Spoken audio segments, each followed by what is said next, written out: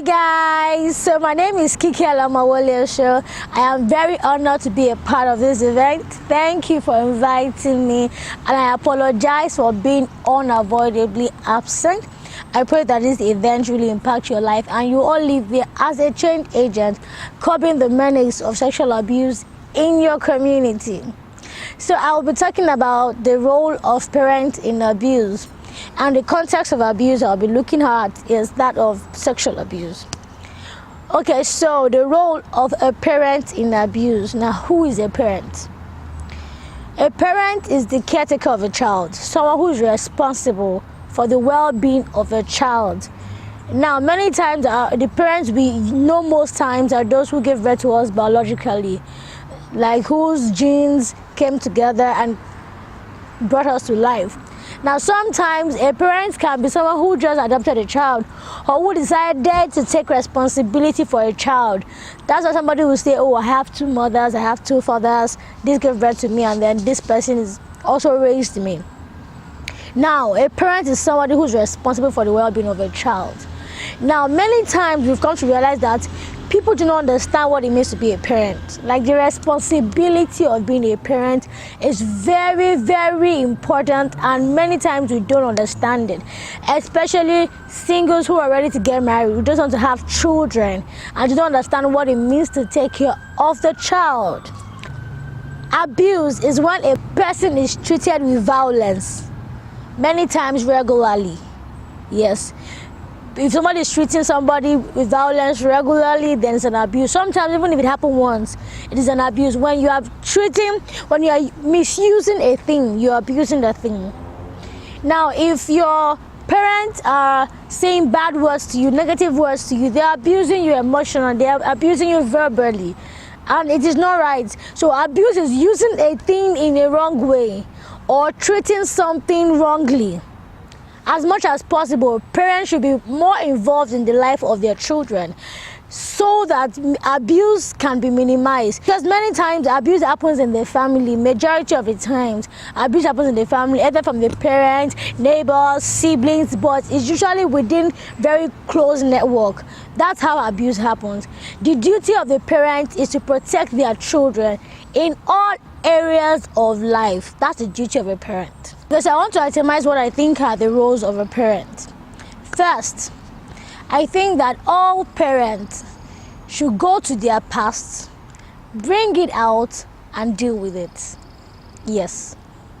All parents go to their past, bring it out, and deal with it.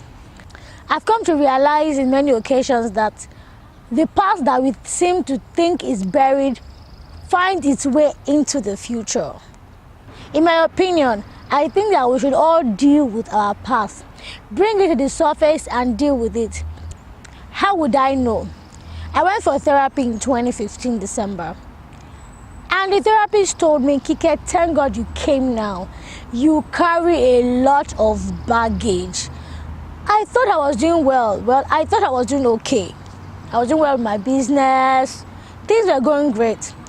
She said something to me. She said, you were abused. So what happened is you swept all the abuse situations under the carpet and you moved on. You did not get healing. You did not get healing. And now everything from the past is playing back right now. And why was that? I was beginning to have unusual sexual urges that I could not explain. I'm like, I thought I've overcome all of this. As prayer wasn't working, and I knew it wasn't even a matter of prayer and fasting. Then she said, okay, you have not been healed. So you swept everything under the carpet. And you need to deal with them. So I did therapy then. And I have another planned session before I get married. Why? I have decided that I have to deal with everything from my past. We will deal with everything from my fiance's past. We will bring it to the table, which we have started doing. Deal with it, and then enter into marriage, into parenting on a clean state.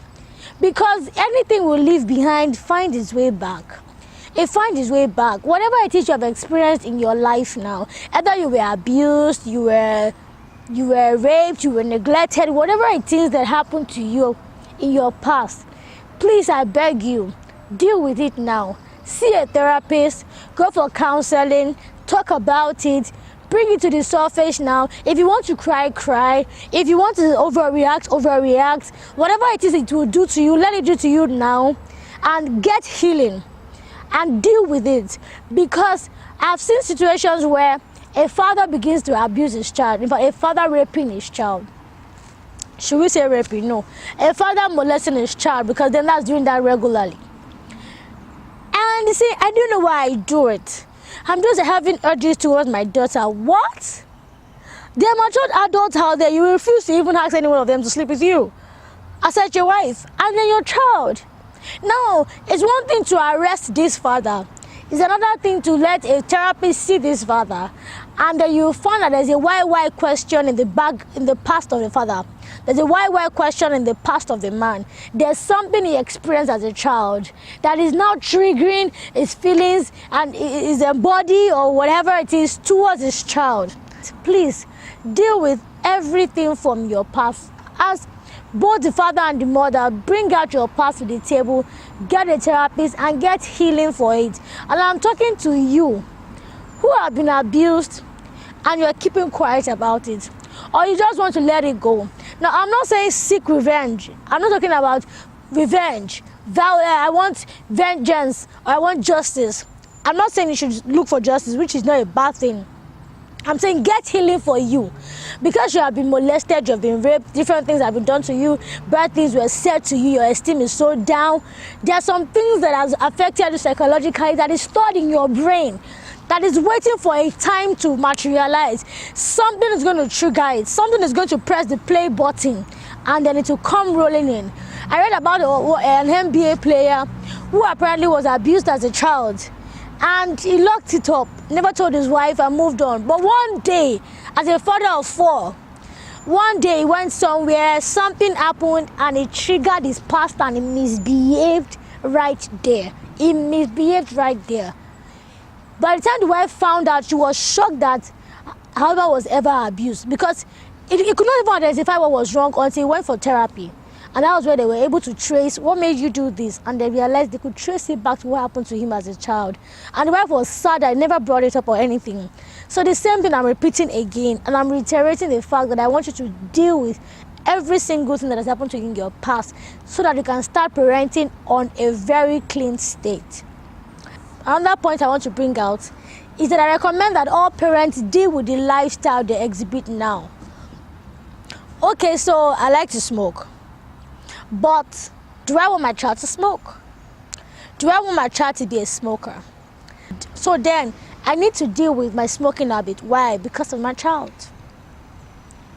Okay, so you like pornography. Good. Do I want my child to start doing sexual experiment? No. Do I want to expose my child to the world of pornography? No. So I need to be careful with watching porn on my phone. Why? Because of my child. I need to be careful of watching porn on my TV. Why? Because of my child. So I have this girl that I started mentoring when she was 11. And one of the issues we had then was she was addicted to pornography. She was 11 years old.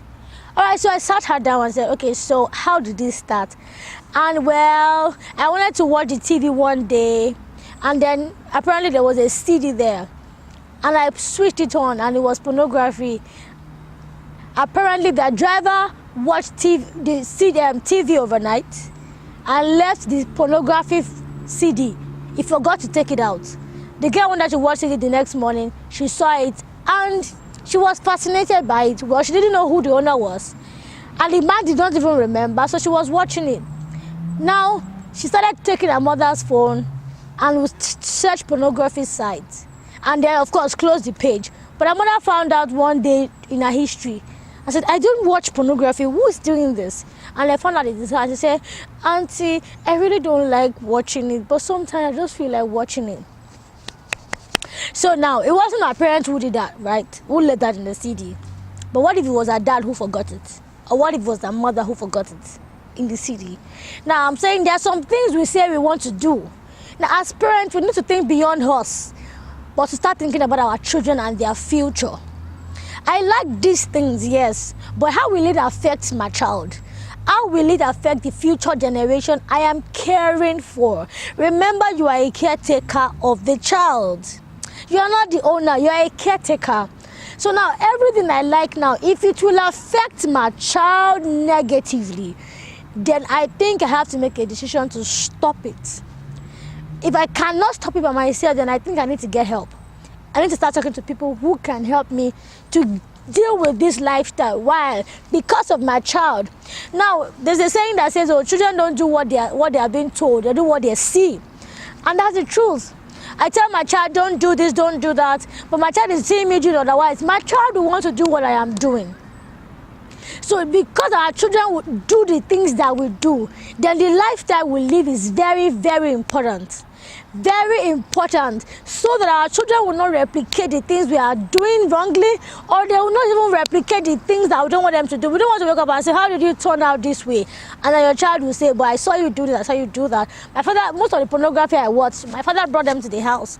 He never knew I found them, but I found them. And I watched them when he was not around. If he had not brought them to the house, I would never watch them, because I didn't have access to pornography.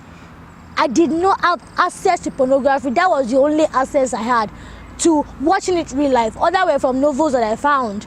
But watching it real life was CDs that my father brought, and he thought he kept them.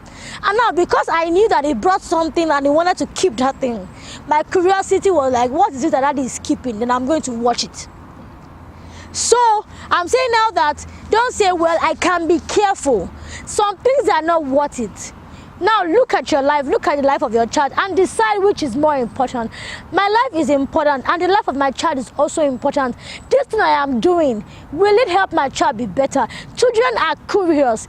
The more generations that is coming up, the more curiosity. Many times we try some things out. Don't do it. I want to do it because I want to know what will happen if I do it. Now, because they are always curious, we need to ensure that we do not leave anything to their curiosity. Don't say, well, don't put anything I put there, or don't touch anything I put there. The day you are not around, someday they were like, can I just sneak? Now, in the case of pornography, once you watch once, you stay glued. I don't know if somebody else can say, oh, they watch once, but I don't do pornography again. Why? I realize it's a trap. And especially for children, they don't understand what's happening, so they stay there now and they're watching. What's this man doing to this woman? What's this happening?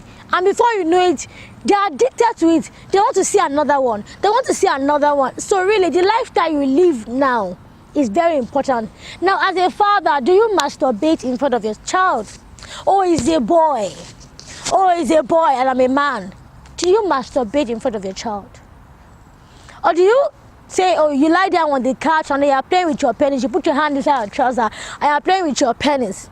And I'm like, but my child is a child, he would not understand what I am doing. You do not do that. You do not do that. You do not dress in front of your children and say, oh, well, it's a child, so you're a father with your penis and you are dressing in front of your daughter. Please, I beg you. There's nothing like she's just 2 years old. No, you don't want her to go to school the next day and say, you need to see my daddy's pencil. It is very big. What is pencil? Please, as much as you may think, well, it's not a big deal, can we make everything a big deal now? So our way of life, we should ensure that we live it in a way that it will help our children be better. We will raise better adults. It's enough that most of us are destabilized adults.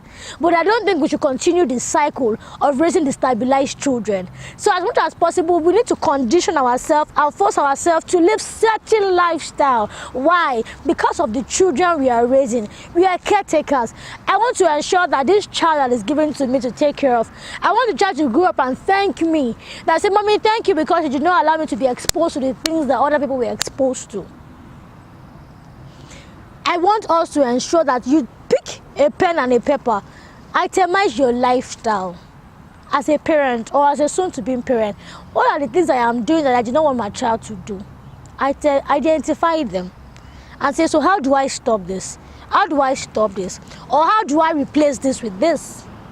So if we are living in a face my face, there's nowhere to change. Can I go with my dress to the bathroom and change in the bathroom? Because there's no space, right? There's always a way around some of these things. Can I okay, can I inconvenience myself to say, okay, I will have to put on my clothes in the bathroom because there's no way to change. I'll have to be naked if I come in with my towel. So some of these things, okay, cigarettes. What can I replace cigarette with? Can I go for rehab? Can I go to a rehab to see what I can do about this lifestyle that I'm living? So now what makes me abuse my child verbally?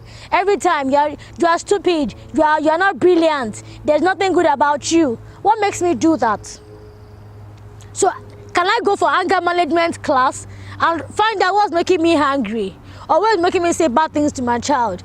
If I can identify it and deal with it. Now it is not an easy thing. I'm not saying that all the things are so easy because sometimes we are used to them already, but it's determination. Now sometimes our children may even see us still doing some of these things, but they see that oh, my father was as a child, my father used to do these things at 50%.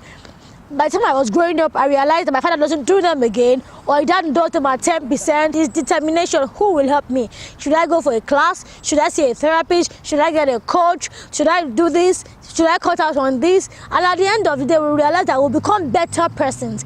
Then when we become better persons, then we are ending up as better parents and we are raising better children. Final point I'm going to bring out to you, which covers every other thing on parenting, is love. By love, I mean practicing love in raising your children. I'm going to bring out a part in 1 Corinthians 13:7, which says that love always protects and love trusts. Love always protects. As a parent, it is our duty to protect our children. Some of the ways in which you can protect them is by loving them and letting them know that we love them. Yes, loving them for real and letting them know that we love them. Now, I'll pick one after the other. You protect your children by loving them. Loving them in a way that they will know that you love them. So when Uncle Tunji is saying, oh, I want to show you love, she will know that this is not the kind of love that my mother and my father shows me. You let them understand what love is. Love means doing things that will not harm you. Love does not harm. Love means no harm to nobody. Love does not harm. Now, one of the ways you protect them is letting them understand their private parts, understand their body, and understand their rights as individuals. Protecting them is helping them to understand their body part, understand their rights as individuals. So meaning to a girl, a breast is breast, a vagina is vagina, a penis is penis. You cannot call penis tom-tom or willy. It is penis. Okay, so if anybody says, let me touch you, then no, you cannot touch me. If anybody says, come and touch me, no, I cannot touch you. So let him know that he is a boy, he has a penis, daddy has a penis also. So you don't touch daddy's own, daddy does not touch your own, you touch nobody's own and nobody touches your own. Those information you are giving them is protecting them from the traps of the enemy, because these pedophiles or people that abuse us many times take advantage of our ignorance. That's another way of protecting them. And then trust. Love, trust. You need to help your children build trust in you, and then you build trust in them. Let it be that whatever your child says to you, you believe them and work on it. Now, if they lie, you will find out why. Because your child is going to know that everything I say to daddy, daddy is going to research, is going to find out is going to find out what I have just said. So if they lie, you will find out. But if you say, oh, children, they're fun things, or you know how these people can be, they come up with all kinds of scenarios and all situations, and you don't do anything about it. When something else happens, they will not tell you. So ensure that everything your child tells you, you believe them and you take action. Believe your children and then take appropriate action. Now, don't say oh, it's only small children, even your adult children. Believe them. Even your adult children, believe them and take necessary action. Take necessary action. In a situation where a child has been abused, first you take them to the hospital for medical checkup, and then you call the government agencies or NGOs that handle situations like that. I know in Lagos State that DSVLT handles that, and there are other NGOs that handles that, and other individuals who advocate for these things that can help out in knowing what to do when a child has been abused. Please take action. Don't say, oh, it is your uncle that abused you, let's keep quiet about it. Please, enough of that. We are destroying our children for every time we keep quiet about abuse situations. We are destroying our children every time we keep silent when they report abuse situations to us. Don't say, oh, let's save the family name, or don't say, oh, so that the landlord do not throw us out. I understand that sometimes these things are difficult for us, but your child's life is more important than the face you're saving. Your child's life is more important than the name that you're protecting. So I beg you, your child is important. Whatever it is that you want to protect now, if you help your child to be better, your child can have many of those things and provide them for you. Please, your child is very important. Love, protect. Love, trust. Protect your children by giving them appropriate information. No longer say, oh, she's just a child, I don't want her to be exposed to anything sexual. Please, expose your children to sexual education now. Do not let them get this information from outsiders. Outsiders pervert this information. They give them wrong sexual education. Now tell them, Adebimpe, if your friend is talking to you about boys or about sex or about visiting a boyfriend, tell me. Now this is the point where now love, trust, right? Now love also does no harm, right? Now you will have to be their friend. My lover is my friend. My lover is my friend. Really. Many times we say spend time with people that we love. We spend time, you are in love with somebody, you're always calling them, you say, it's my friend, it's my best friend, it's my dad. We spend so many times with, so much of time with people that we love. Yes, so now spend time with your children and be the friend of their friend. Spend time with your children and be the friend of their friend. So when my friend is telling me, oh, let's do this with boys, or let's go to this particular party, or let's try this sexual experiment, I will say, oh, great. And when I get home, so when you're asking me how was my day, I will say, oh, well, so and so said this today, mommy, what do you think? I'll be able to share with you because I know that you will try. You don't say, I am sure it is you that came up with that idea, and then you are trying to pretend. No. She will not tell you something like that again, but the moment you hear such, and not say, hey, Mogbe, but what you are doing is listening calmly, because love also listen. Love also listen. Love listen.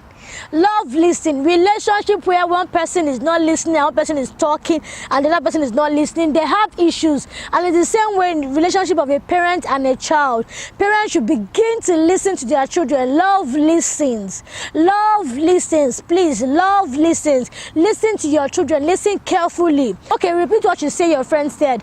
My friend said this and this and this. Okay, you can tell your friend this and this and this. Or can I see your friend? So now be friend with your children's friend. Why? Sometimes they have terrible parents.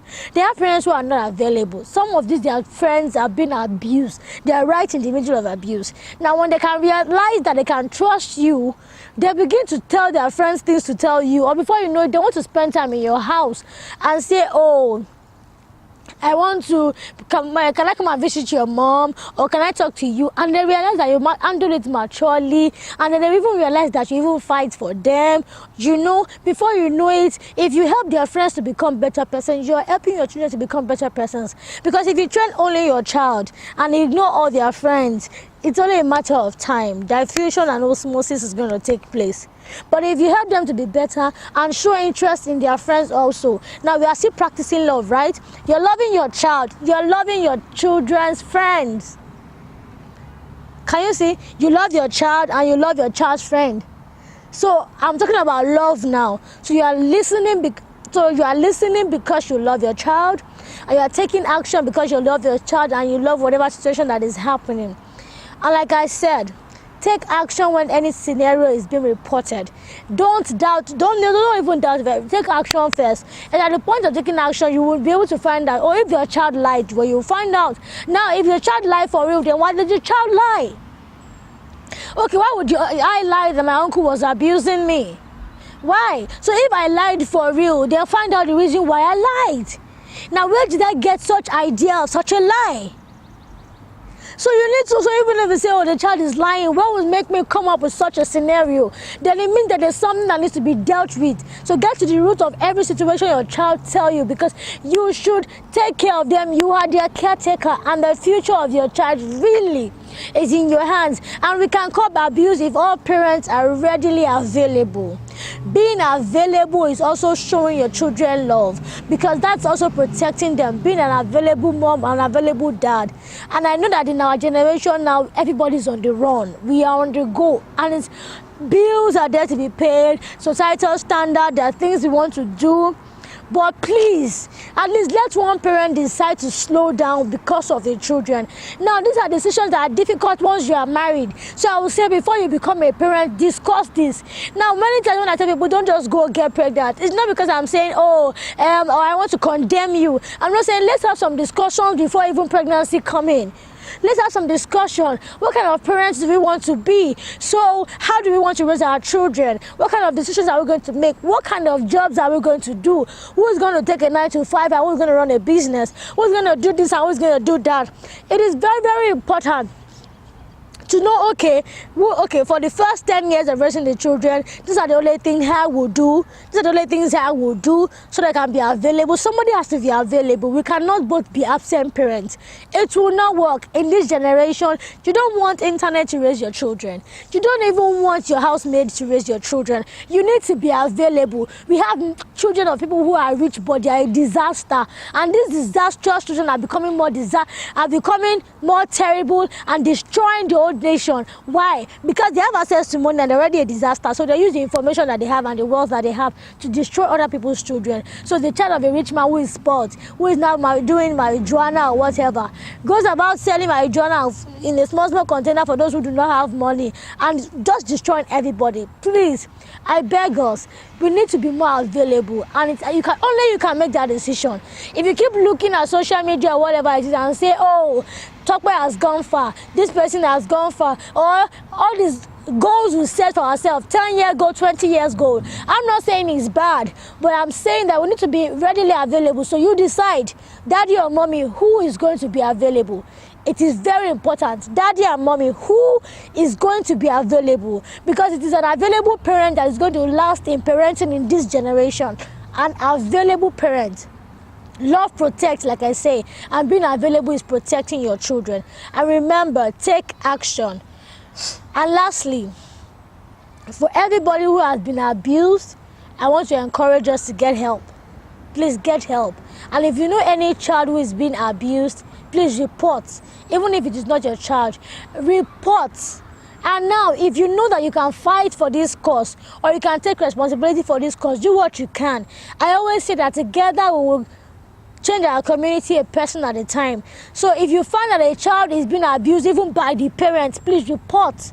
Don't say, oh, it's our dad, it's our mom. Report any father you suspect. Report any mother you suspect. We cannot leave everything to the government, because sometimes they can't help, but sometimes some of these our policemen even need help themselves. So don't let's leave everything to them. Let's do what we can, because together we can change our community, a person at a time.